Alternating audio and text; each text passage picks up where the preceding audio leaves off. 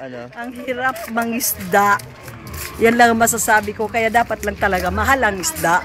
Ah, ganun. Kaya pala minamahalan nila dahil napakahirap. Ay, ayun ba yung boat na sinasabi niyo? Oo, yun. Ay, mga maganda. Doon nga raw tayo sasakay bukas. Tara. Ha? Pag yan ang sasakyan natin bukas, sasama tayo. Yun ang sasakyan namin bukas. Ito yung sabi ko sa ikunan mo. Ta. Yung ating bakasyonan. Puno na niyog. Gana.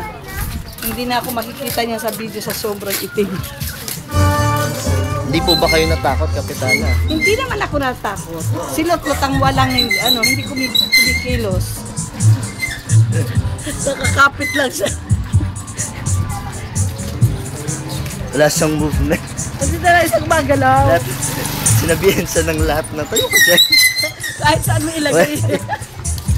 Sabi niya,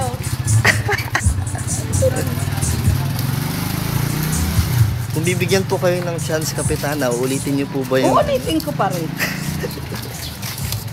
Dahil hindi pa naman ako nahulog. Pag nahulog ako, hindi ako uulit.